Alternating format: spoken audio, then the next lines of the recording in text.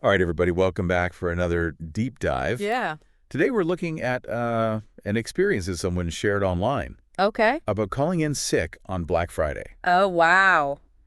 which, as we know, is like the Super Bowl of retail. Oh, yeah, for sure. The busiest day of the year. Yeah, so this person, let's just call them Alex to protect their privacy. Sounds good. Alex wakes up on Black Friday feeling like death warmed over, Oof.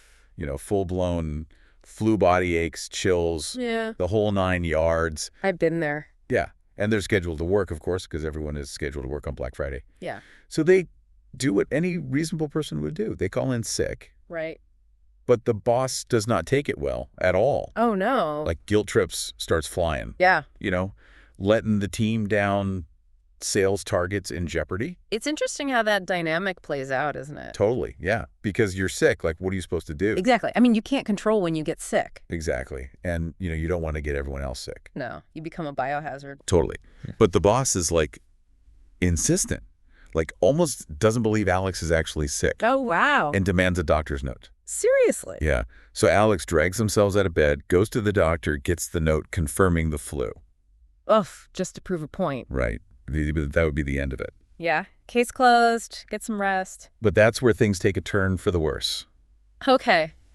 I'm intrigued what happened. So Alex gets back to work a few days later thinking, okay, crisis averted. Yeah. But the boss is now like on a mission to make Alex's life miserable. Oh, no. That's awful. Yeah, like suddenly Alex is getting the worst shifts imaginable, closing shifts after Black Friday madness, back-to-back days, no breaks. Wow, they're really piling it on. Yeah, and it gets worse. The boss starts giving Alex all the most unpleasant tasks, like cleaning the stock room, which is apparently a nightmare. Ugh, I can imagine. And the micromanaging is off the charts, like constant criticism in front of everyone. It seems like the boss is almost trying to make a point or set an example. Yeah, it definitely feels like some kind of retaliation. Which is really counterproductive. Totally. It just creates this toxic work environment. Exactly. People start walking on eggshells, afraid to call out sick or speak up. So how does Alex deal with this?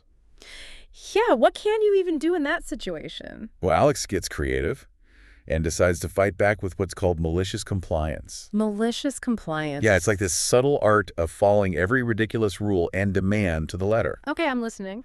So, for example, the boss demands that the entire stockroom be cleaned and organized by the end of Alex's shift. Oh, boy. So Alex literally spends hours meticulously organizing every box and shelf, wiping down every surface. Oh, wow. So they're technically doing what the boss asked. Exactly. But in a way that completely backfires on the boss because it delays all the other tasks that were supposed to get done. I see. So it's like passive resistance. Yeah, and it gets better. Yeah. The boss then orders Alex to personally handle every single return no matter how long the line gets. Yep. So Alex becomes the return king or queen, meticulously processing each one while the sales floor descends into chaos. I bet the other employees loved that. Well, actually, that's where it gets interesting because the other coworkers start to see what's happening. Oh, okay. And they realize how unfairly Alex is being treated. Right. So some of them start subtly helping Alex out, maybe sneaking in a return or two while Alex is busy with another customer. Wow. So the boss's actions actually ended up creating a sense of solidarity among the employees. Yeah, it's like this unintended consequence of their bad management. Fascinating. But Alex doesn't stop there. They eventually file a formal HR complaint, documenting everything. The Black Friday incident, the schedule changes, the nitpicking, all of it. And I'm assuming they still had that doctor's note. Oh yeah, and even text messages from the boss as proof. That's so smart, documenting everything. It's crucial in these situations. Absolutely, because otherwise it could easily turn into a he said, she said situation. And then it's really hard for HR to take action.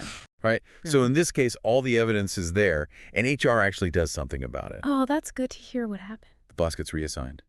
Wow. So they were held accountable. Yeah, and even though Alex eventually decides to leave that toxic workplace, they leave knowing they stood up for themselves and exposed the boss's behavior. That's a powerful message. It really is. It shows that even in a situation where you feel powerless, you can still fight back and make a difference. Exactly. And, sometimes standing up for yourself can spark positive change for everyone. Absolutely. It encourages others to speak up as well. So what do you think? Would you have done the same thing in Alex's shoes? That's a tough one.